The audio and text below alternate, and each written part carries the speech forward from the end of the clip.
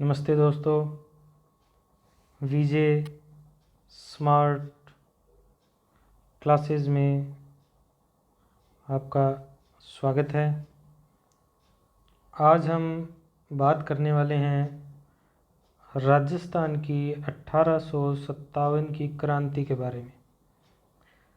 दोस्तों, ये क्लास देखने के बाद मुझे नहीं लगता कि आपको 1857 की क्रांति से संबंधित कोई और क्लास देखने की आवश्यकता होगी, क्योंकि मैंने कंप्लीट इसके अंदर क्रांति से संबंधित जितने भी डेटा हैं वो सब इसमें कंप्लीट करवा दिए हैं। तो वीडियो यदि आपको अच्छी लगे तो चैनल को सब्सक्राइब, वीडियो को लाइक और शेयर ज़रूर कर दें। तो चलिए शुरू करते हैं आज की क्लास 1857 की क्रांति। आज हम बात करेंगे 1857 की क्रांति और कंपनी की स्थिति के बारे में। देखिए, उस वक्त में जो गवर्नर जनरल थे उस समय में वो थे लॉर्ड कैनिंग। गवर्नर जनरल जब 1857 की क्रांति राजस्थान में हुई उस वक्त जो गवर्नर जनरल थे वो लॉर्ड कैनिंग थे, और लेफ्टिनेंट गवर्नर जनरल जो थे वो कॉल्विन थे। कई बार पूछ सकते हैं आपसे 1857 की क्रांति के समय गवर्नर जनरल कौन थे भारत में? लॉर्ड कैनिंग थे। फिर लेफ्टिनेंट गवर्नर जनरल कॉल्विन थे, और AGG agent to governor general lord Patrick Lawrence, जो गवर्नर जनरल के अधीन काम करता था। इस गवर्नर जनरल को सारी सूचनाएं वो पहुंचाता था। तो राजस्थान में एजीजी थे जॉर्ज पैट्रिक लॉरेंस। इन्होंने एक किताब भी लिखी थी, बुक लिखी थी इन्होंने। वो बुक थी काली डायरी। कौन सी किताब लिखी थी दोस्तों? काली डायरी। काफ़ी फेमस बुक है। पूछ सकते हैं काली डायरी किसकी किताब है? तो जॉर्ज पैट्रिक लॉरेंस की। बात करते हैं। देखिए, पहला पॉइंट इसके अंदर देखने को मिलता है हमें अजमेर मेरवाड़ा, जो कि एक केंद्र शासित प्रदेश था। उसमें नागरिक प्रशासन चलता था, जिसका मुखिया कौन था? कर्नल डिक्सन था। अजमेर मेरवाड़ा का मुखिया कर्नल डिक्सन था। और उस वक्त ब्रिटेन में प्रधानमंत्री जो थे, जब 1857 की क्रांति हुई उस वक्त जो ब्रिटेन में पीएम थे वो पामस्टन थे। पीएम, पी से बन गया पामस्टन, पीएम पी से बन गया पामस्टन। तो ब्रिटिश पीएम थे पामस्टन। कंपनी के उस वक्त सर्वोच्च सेनापति जो थे वो एनीसन थे। कंपनी के सर्वोच्च सेनापति थे एनीसन। यह भी आपको ध्यान में रखना है। इसके बाद हम बात करते हैं जो 1857 की क्रांति की घटनाएं कहाँ कहाँ पर हुई राजस्थान में और किस किस समय पर हुई। तो देखिए, कहाँ कहाँ पर हुई और किस किस समय में किस समय हुई, तो इसके बारे में भी क्वेश्चन पूछे जाते हैं 1857 की क्रांति से संबंधित। तो वो भी हम जान लेते हैं। देखिए दोस्तों, सबसे पहले जो क्रांति हुई राजस्थान में वो 28 मई को नसीराबाद में हुई। 28 मई को नसीराबाद में हुई। उसके बाद जो दूसरी क्रांति दूसरे नंबर पर जहां घटना हुई वो थी 3 जून को नीमच में हुई। उसके बाद 4 जून को देवली, ये टोंक में पड़ता है, यहाँ पर ये घटना हुई। उसके बाद 21 अगस्त को 21 अगस्त को एरिनपुरा पाली में ये घटना हुई। क्रांति की नेक्स्ट जो घटना या क्रांति अगली स्थान पर 21 अगस्त को एरिनपुरा में पहुंची। 15 अक्टूबर को अक्टूबर कोटा, 15 अक्टूबर को ये घटना हुई कोटा में। उसके बाद 11 जुलाई को ये घटना हुई अलवर में। 11 जुलाई को ये घटना कहाँ पर हुई दोस्तों? अलवर में हुई। उसके बाद 31 मई को भरतपुर में हुई। काफ़ी इम्पोर्टेंट क्वेश्चन बनता है, ये आपको ध्यान रखना है। भारत के अंदर 1857 की क्रांति जो भारत है, भारत में क्रांति की जो तारीख रखी गई थी वो 31 मई को रखी गई थी।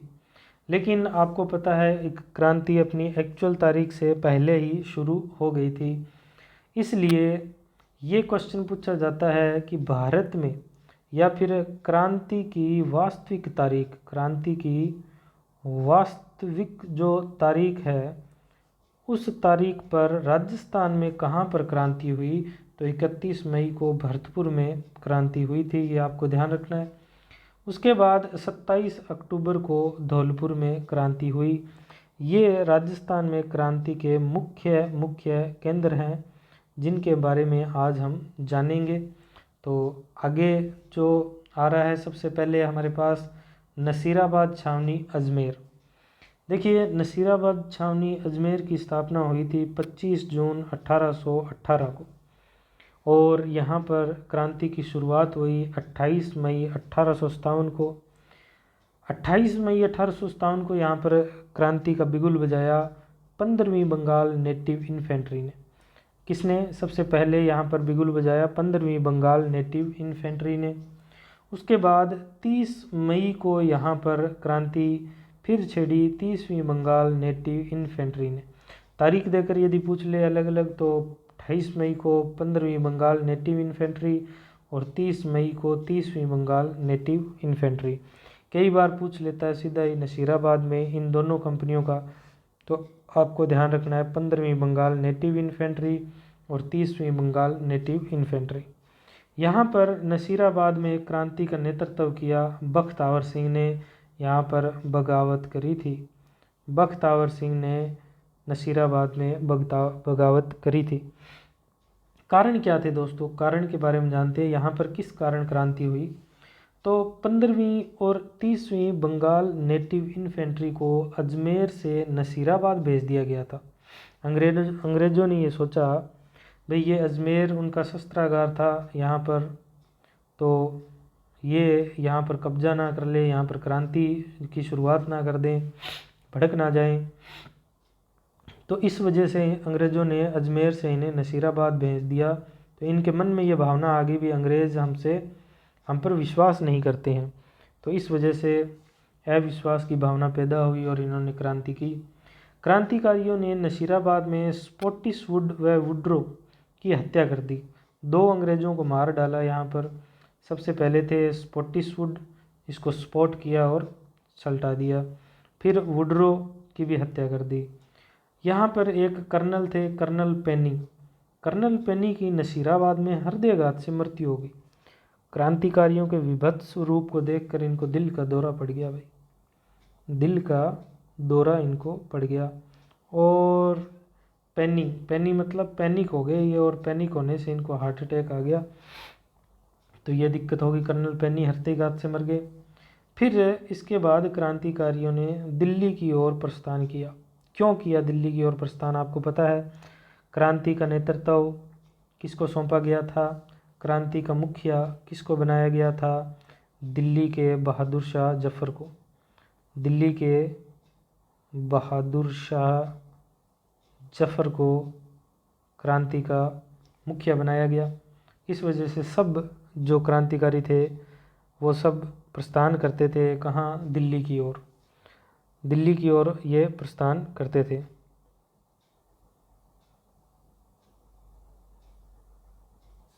अब इसका नेतृत्व किसको सौंपा गया? बहादुर शाह जफर को। लेकिन वास्तविक जो नेतृत्व करता थे ना, आपसे पूछ ले भी 1857 की क्रांति के वास्तविक नेतृत्व, क्रांति के वास्तविक जो नेतृत्व करता थे वो बख्त खां थे। क्योंकि बहादुर शाह की महारानी ने बहादुर शाह से कहा भाई आप इतने उम्र दराज हो गए, आपसे क्रांति का नेतृत्व नहीं होगा, इसलिए नाम तो आपका चलने दे, है ना, और नेतृत्व करेगा बख्त खां। तो वास्तविक नेतृत्व करता बख्त खां था। आपको एक चीज़ ध्यान में रखनी है, नसीराबाद क्रांति से संबंधित एक नोट भी है कि सिक्कर के 2 महान क्रांतिकारी थे जिनको अब लोक देवता के रूप में पूजा जाता है, वो डूंगजी और जवाहर जी। इन्होंने नसीराबाद की छावनी को लूटा था। नसीराबाद की छावनी को लूटने में डूंगजी और जवाहर जी का नाम आता है। सिक्कर के रहने वाले थे, वर्तमान में लोक देवता के रूप में इनको पूजा जाता है ना। ये चीज़ भी आपको ध्यान में रखनी है। उसके बाद हम बात करते हैं नीमच की क्रांति 3 जून 1857 को। नीमच की जो क्रांति है वो 3 जून 1857 को, इनके बारे में हम बात करते हैं। देखिए, नेतृत्व किया था मोहम्मद अली बेग। नीमच में नेतृत्व किया था मोहम्मद अली बेग व हीरा सिंह ने। किसने किया था? मोहम्मद अली बेग व हीरा सिंह ने इसका नेतृत्व किया था। तो ट्रिक है ये दोस्तों, एक ट्रिक है कि हीरा कहाँ बेग में डालकर ले गए, नीमच में हीरा बेग में डालकर ले गए, मतलब क्रांति का नेतृत्व किया हीरा सिंह और मोहम्मद अली बेग ने। इन्होंने किन की हत्या की? इन्होंने कप्तान मैकडोनाल्ड व कैप्टन एबोट की हत्या कर दी नीमच में। नीमच में इन्होंने कप्तान मैकडोनाल्ड व कैप्टन एबोट की हत्या कर दी। दोस्तों, ये विशेष ध्यान रखने योग्य बात है कि कप्तान मैकडोनाल्ड और कैप्टन एबोट की हत्या कर दी। 40 अंग्रेज अधिकारी यहाँ से भागे थे। कई बार क्वेश्चन पूछ लेते हैं, अभी नीमच से कितने अंग्रेज अधिकारी यहाँ से भागे थे? तो 40 अंग्रेज अधिकारी यहाँ से भागे थे। और रूगाराम जाट के घर पे इन्होंने शरण ली थी। ये भी कई बार क्वेश्चन पूछ लेते हैं, नीमच से भागे 40 अंग्रेज क्रांतिकारियों ने कहाँ शरण ली? तो रूगाराम के घर में ये इन्होंने शरण ली थी। फिर मेवाड़ के महाराणा स्वरूप सिंह को जब पता चला भाई नीमच से 40 अंग्रेज अधिकारियों को वहाँ से खदेड़ दिया है, तो इन्होंने गोकुल चंद मेहता को वहाँ भेजा और 40 सैनिकों को वहाँ से बुलवाया। कहाँ बुलवाया? अपने मेवाड़ में बुलवाया और जग मंदिर में इनको रुकवाया। जग मंदिर में इनको रहने के लिए जगह दी। काफ़ी बार पूछा जाता है भाई अंग्रेज़ों को, नीमच से भागे अंग्रेज़ों को किस जगह शरण दी थी? तो जग मंदिर में। अर्जुन सिंह साहिवाल ने, यह भी एक काफ़ी इम्पोर्टेंट पॉइंट बनता है कि अर्जुन सिंह साहिवाल का नाम भी 1857 की क्रांति में आता है। क्यों आता है? जब लोगों में ये संदेश भेजा गया कि चर्बी लगे कारतूस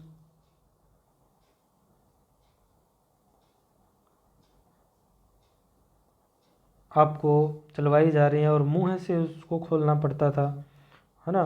तो ये दिक्कत थी। इस वजह से ये क्रांति का तत्कालिक कारण भी था। एक बार ये क्वेश्चन पूछा गया था रीट में भी, क्रांति का तत्कालिक कारण क्या था? क्रांति का तात्कालिक कारण जो है वो चर्बी लगे कारतूस। तो इन्होंने इनका विश्वास तोड़ने के लिए क्या किया कि चर्बी लगे कारतूस की रोटी बनाकर, इन्होंने उसको रोटी बनाकर खाया था, उसको खाया था। तो अर्जुन सिंह साहिवाल ने, पूछ सकते हैं किस व्यक्ति ने मेवाड़ में महाराणा स्वरूप सिंह के सामने लोगों का विश्वास जीतने के लिए चर्बी लगे कारतूसों की चर्बी को रोटी बनाकर खाया था? तो अर्जुन सिंह साहिवाल ने। ये रही नेक्स्ट स्थान हमारा देवली टोंक, जहाँ क्रांति का दूसरा जो केंद्र था वो था देवली टोंक। इसके बारे में जानते हैं। देवली टोंक में क्रांति की शुरुआत हुई 4 जून 1857 को। कब हुई दोस्तों? 4 जून 1857 को यहाँ क्रांति की शुरुआत हुई। देवली टोंक में नेतृत्व किया था अमीर आलम खान ने। देवली टोंक में नेतृत्व किया था अमीर आलम खान ने, यहाँ नेतृत्व किया था दोस्तों। टोंक के नवाब वजीरुद्दौला थे। वजीरुद्दौला या वजीरुद्दौला थे, ये भी काफ़ी बार क्वेश्चन पूछा गया है कि 1857 की क्रांति के समय वहाँ के नवाब कौन थे या टोंक के नवाब कौन थे? तो वजीरुद्दौला, टोंक के नवाब थे वजीरुद्दौला। उसके बाद एक काफ़ी इम्पोर्टेंट क्वेश्चन यहाँ पूछा जाता है,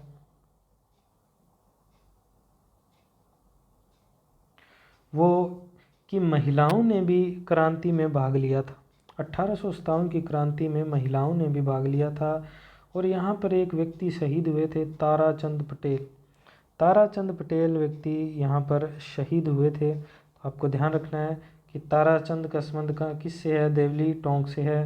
ताराचंद पटेल का संबंध देवली टोंक से है और देवली टोंक में महिलाओं ने भी क्रांति में भाग लिया था। उसके बाद नेक्स्ट जो हमारी क्रांति है वो एरिनपुरा की क्रांति है, उसके बारे में हम बात करेंगे। काफ़ी क्वेश्चन पूछे जाते हैं। एरिनपुरा कहाँ पर है दोस्तों? पाली में है। एरिनपुरा पाली में है। तो चलिए, एरिनपुरा जो है वो पाली मारवाड़ में स्थित है और यहाँ पर क्रांति की शुरुआत 21 अगस्त 1857 को हुई थी। 21 अगस्त 1857 को यहाँ पर क्रांति की शुरुआत हुई। एरिनपुरा की क्रांति का नेतृत्व किया था ठाकुर कुशाल सिंह चंपावत ने। ये आउआ के ठाकुर थे, आउआ के ठाकुर थे। पूर्वीय सैनिकों ने ठाकुर कुशाल सिंह से भेंट की, कहाँ पर? खेरवा पाली में, और यहाँ पर विद्रोह कर दिया। कई बार ये क्वेश्चन पूछा जाता है अभी पूर्वीय सैनिकों का संबंध, पूर्वीय सैनिकों का संबंध किस छावनी से था? तो एरिनपुरा से था, ये भी ध्यान रखना है। तो यहाँ पर पूर्वीय सैनिक इन्होंने विद्रोह कर रहे थे, ठाकुर कुशाल सिंह से भेंट करी खेरवा पाली में और विद्रोह कर दिया। पूर्वीय सैनिकों ने जो एजीजी अलेक्जेंडर है ना, एजीजी हमारा जो पैट्रिक लॉरेंस था उसका पुत्र था, उसको यहाँ पर मार दिया, उसके पुत्र को यहाँ पर मार दिया। पैट्रिक लॉरेंस के बेटे अलेक्जेंडर को यहाँ पर मार दिया। तो एजीजी के बेटे को मार दिया, मतलब यहाँ पर तो युद्ध होना ही बनता है। तो यहाँ पर 2 युद्ध हुए दोस्तों। कितने युद्ध हुए? 2 युद्ध हुए एरिनपुरा पाली में, अंग्रेज़ों के बीच और ठाकुरों के बीच। पहला युद्ध था बिथोड़ा का युद्ध, पहला युद्ध था बिथोड़ा का युद्ध, उसके बारे में जानते हैं। बिथोड़ा के युद्ध के बारे में कब हुआ? 8 सितंबर 1857 को बिथोड़ा का युद्ध हुआ। 8 सितंबर 1857 को। स्थान था पाली। कहाँ पर हुआ? 8 सितंबर 1857 को बिथोड़ा का युद्ध पाली में हुआ। किन किन के बीच हुआ? देखिए, तख्त सिंह की सेना और ठाकुर कुशाल सिंह के बीच। किन के बीच हुआ? तख्त सिंह की सेना और ठाकुर कुशाल सिंह के बीच हुआ। तख्त सिंह की सेना में कुशाल राज सिंघवी, पहला व्यक्ति था कुशाल राज सिंघवी और दूसरा व्यक्ति था ओनाड सिंह पंवार, दूसरा व्यक्ति था ओनाड सिंह पंवार।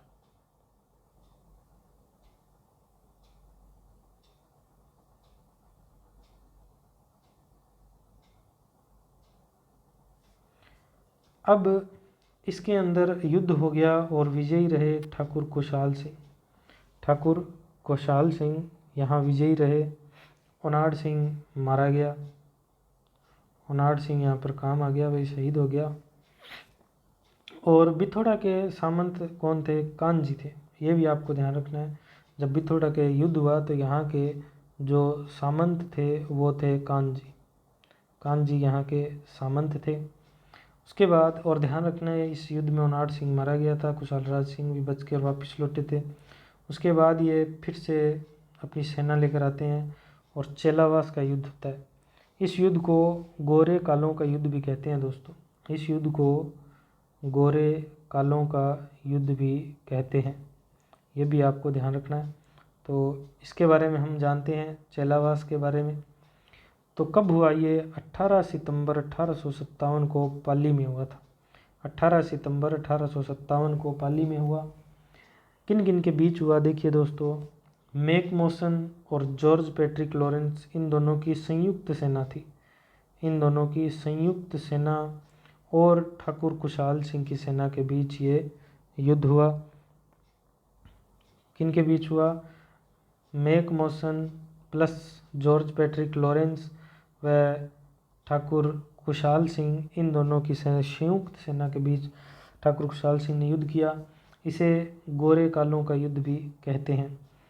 ध्यान रखना है, मैक मॉसन की जो कब्र है, मैक मॉसन की जो कब्र है उसकी पूजा रेबारी जाति के लोग करते हैं। यहाँ पर मैक मॉसन मारा गया था क्योंकि उसके सिर को काटकर आउआ के किले पर लटका दिया गया था। मैक मॉसन के सिर को काटकर आउआ के किले पर लटकाया गया था। आहुआ के किले पर लटकाया गया था। इस युद्ध में ठाकुर कुशाल सिंह विजयी हुए। इस युद्ध में ठाकुर कुशाल सिंह विजयी हुए और इस युद्ध में ठाकुर शिवनाथ सिंह जो कि एरिनपुरा के थे, उन्होंने एक नारा दिया था, चलो दिल्ली मारो फिरंगी। चलो दिल्ली मारो फिरंगी। क्या नारा दिया था? चलो दिल्ली मारो फिरंगी।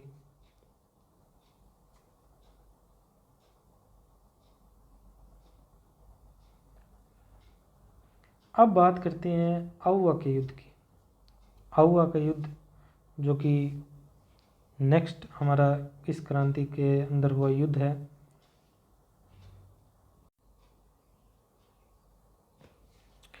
आहुआ के युद्ध के बारे में बात करते हैं दोस्तों। कब हुआ था ये? 20 जनवरी 1858 को पाली में हुआ था। किन के बीच हुआ था? जनरल होम्स व ठाकुर कुशाल सिंह के बीच हुआ था। दो व्यक्ति थे, जनरल होम्स और ठाकुर कुशाल सिंह। इस युद्ध के अंदर जो जीत हुई थी वो जनरल होम्स की जीत हुई थी, ये आपको ध्यान रखना है।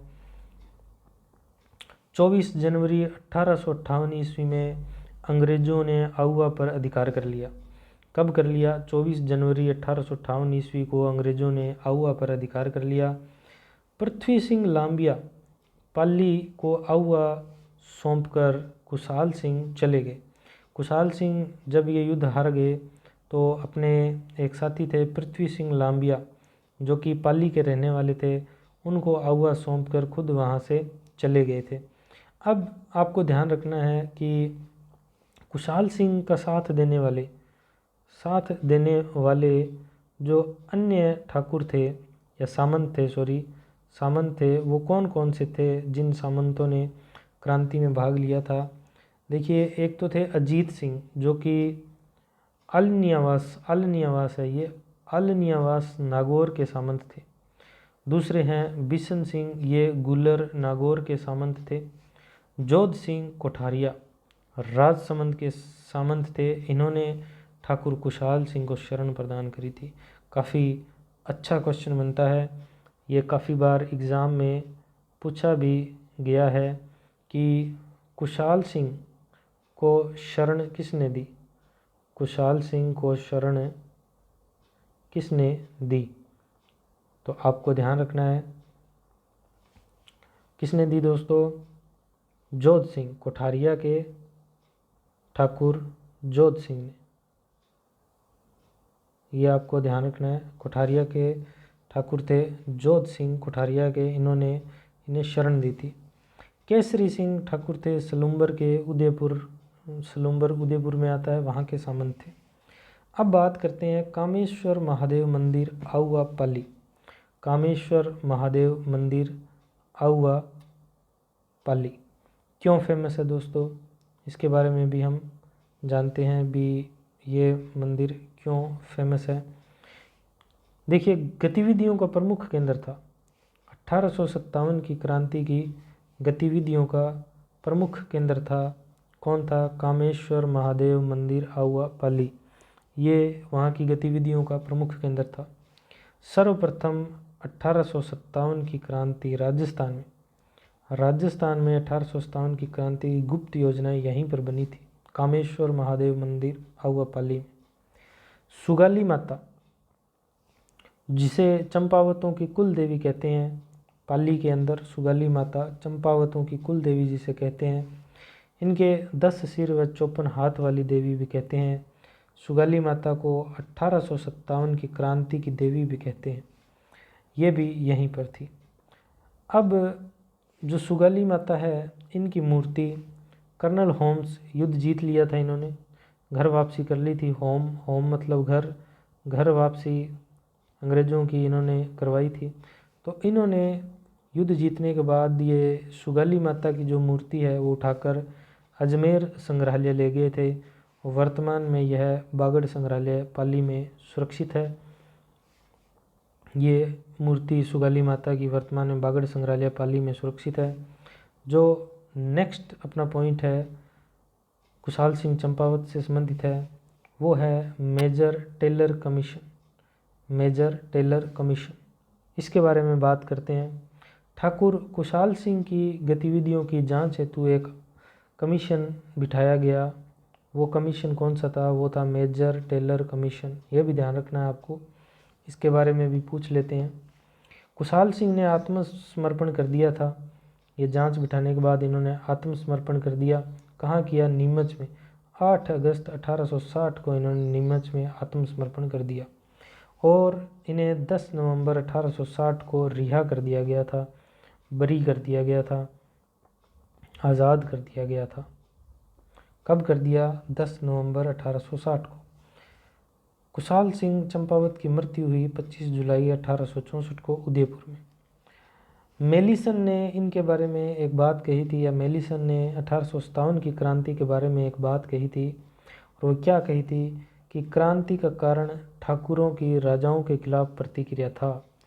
क्रांति का कारण ठाकुरों की राजाओं के खिलाफ प्रतिक्रिया का कारण था। ये क्यों था? देखिए दोस्तों, 3 चरण में सिस्टम था। अभी अंग्रेज थे, ठीक है, अंग्रेज के नीचे राजा थे, राजा के नीचे जमींदार थे, इनके नीचे जमींदार थे,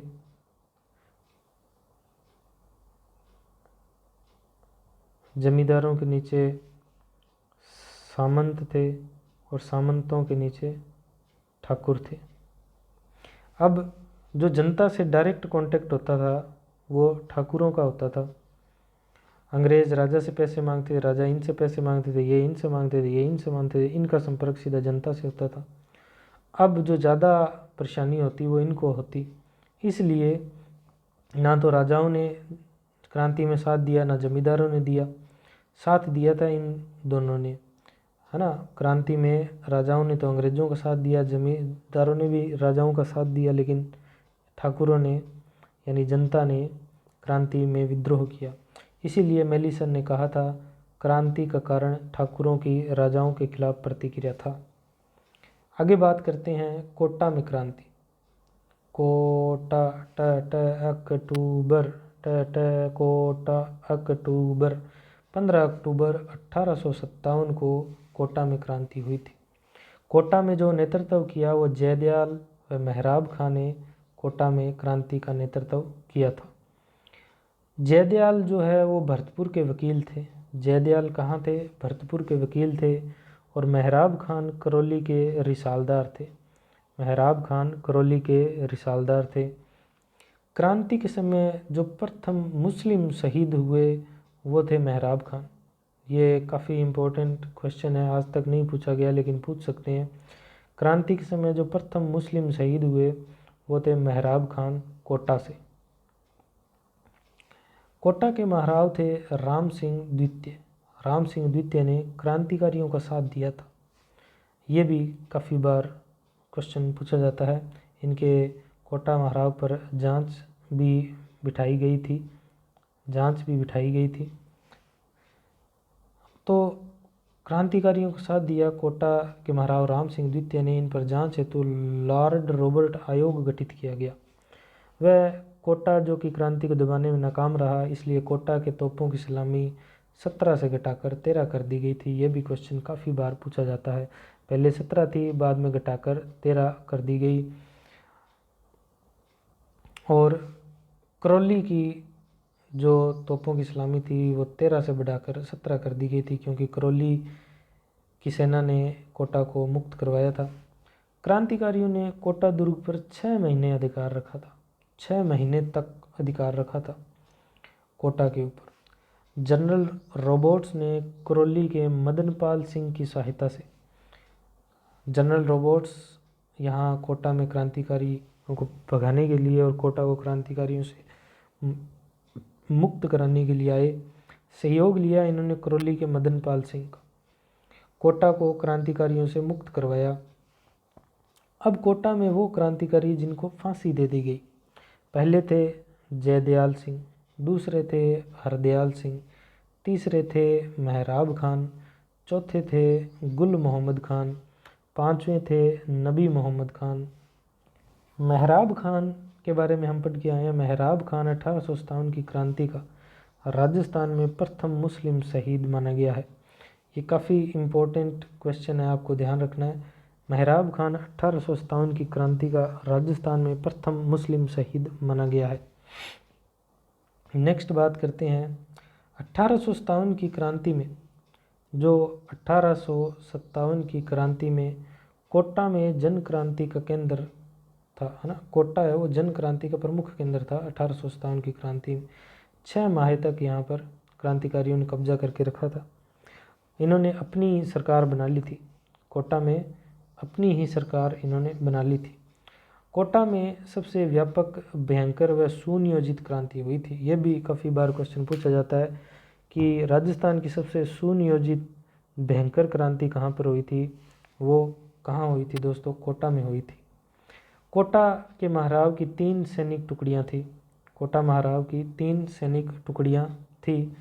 मैं एक बार इसको साफ कर देता हूँ थोड़ा,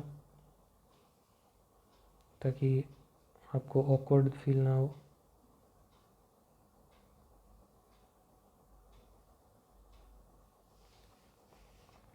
तो 3 सैनिक टुकड़ियाँ थी कोटा महाराव की। पहली थी गोपाल पलटन, दूसरी थी भवानी पलटन, तीसरी थी नारायणी पलटन।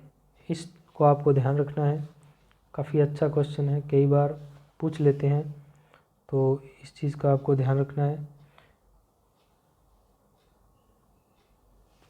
गोपाल पलटन, भवानी पलटन और नारायणी पलटन।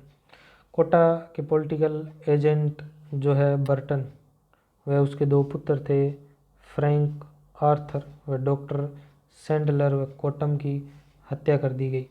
कोटा में किन किन को मारा गया? कोटा बर्टन, एक तो इसको मार दिया गया। फिर उसके 2 पुत्र थे, एक तो फ्रैंक को फेंक कर मार दिया, आर्थर की अंतड़ियाँ निकाल ली। डॉक्टर सैंडलर का सैंडा निकाल दिया और कोटम की काट कर हत्या कर दी गई। तो ये एक ट्रिक है, इसे आपको आसानी से याद हो जाएगा। तो कोटा में बर्टन था, बर्टन के 2 पुत्र थे, एक तो फ्रैंक जिसको फेंक कर मार दिया, आर्थर जिसकी अंतड़ियाँ निकाल ली, सैंडलर जिसका सैंडा निकाल दिया, कोटम जिसकी काट कर हत्या कर दी गई। तो इन व्यक्तियों को कोटा में मार दिया गया था।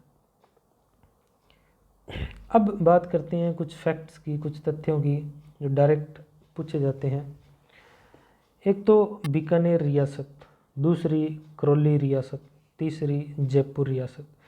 इन 3 रियासतों ने अंग्रेज़ों का प्रत्यक्ष रूप से सहयोग किया, मतलब सीधा सहयोग किया, बिना कोई हिचकिचाहट के, बिना कोई नान नकुर के, बोले भी चलो अंग्रेज़ों हम आपके सहयोग करेंगे। प्रत्यक्ष तौर से डायरेक्ट सीधा सहयोग किया। बीकानेर के जो महाराजा सरदार सिंह थे, वो एकमात्र राजा थे जो अपनी सेना लेकर अंग्रेज़ों के सहयोग हेतु बांडलू, पंजाब, हिसार, हरियाणा गए और अपने राज्य से बाहर जाकर अंग्रेज़ों ने, है ना, सरदार सिंह ने अंग्रेज़ों की मदद करी। तो अंग्रेज़ों ने सरदार सिंह को टिब्बी परगने के 41 गांव उपहार स्वरूप भेंट दिए थे। टिब्बी परगने के 41 गांव उपहार स्वरूप भेंट दिए किसको? बीकानेर के सरदार सिंह को, क्योंकि इसने राजस्थान से बाहर जाकर भी इनकी मदद करी थी। नेक्स्ट जो बात करते हैं हम, जयपुर में क्रांति की बात करते हैं। जयपुर के राजा थे उस वक्त महाराजा राम सिंह द्वितीय। कौन थे? राम सिंह द्वितीय। कोटा और जयपुर में कंफ्यूज नहीं होना है, यहाँ राम सिंह द्वितीय ही थे दोनों में। जयपुर में राजा व जनता ने अंग्रेज़ों का साथ दिया था। ध्यान रखना है, किस रियासत के राजा और उसके साथ साथ जनता ने भी अंग्रेज़ों का सहयोग किया, वो थी जयपुर। जयपुर की जनता और राजा ने अंग्रेज़ों का सहयोग किया था।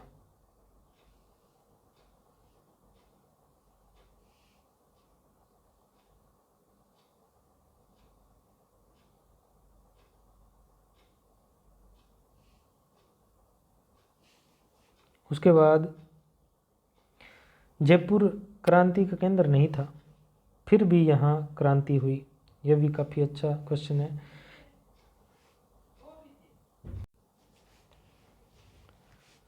जयपुर में सादुल्ला खां, ये सादुल्ला खां और उस्मान खान व विलायत खां, ये 3 व्यक्ति थे। एक तो सादुल्ला खान थे, दूसरे उस्मान खान थे, तीसरे विलायत खान थे। ये अंग्रेज़ विरोधी व्यक्ति थे, ये अंग्रेज़ों का साथ नहीं देना चाहते थे। जबकि रतनलाल, जियालाल व कोटा के राम सिंह द्वितीय के अधिकारी अंग्रेज़ विरोधी थे। जो अंग्रेज़ विरोधी व्यक्ति थे, एक तो जयपुर की क्रांति के अंदर सादुल्ला खान, उस्मान खान और विलायत खान, ये अंग्रेज़ विरोधी थे। रतनलाल, जियालाल व कोटा के राम सिंह द्वितीय भी अंग्रेज़ विरोधी थे। तिलक राम, शीतल प्रसाद, मोती खां, ये एरिनपुरा छावनी में अंग्रेज़ विरोधी थे। उसके बाद अंग्रेज़ों ने राम सिंह द्वितीय को सितारे हिंद की उपाधि और कोट कासिम का परगना दिया। काफ़ी अच्छी बात है। ये राम सिंह द्वितीय जो जयपुर वाले हैं, इनके बारे में बात कर रहे हैं कि अंग्रेज़ों ने राम सिंह द्वितीय, क्योंकि राम सिंह द्वितीय और वहाँ की जनता ने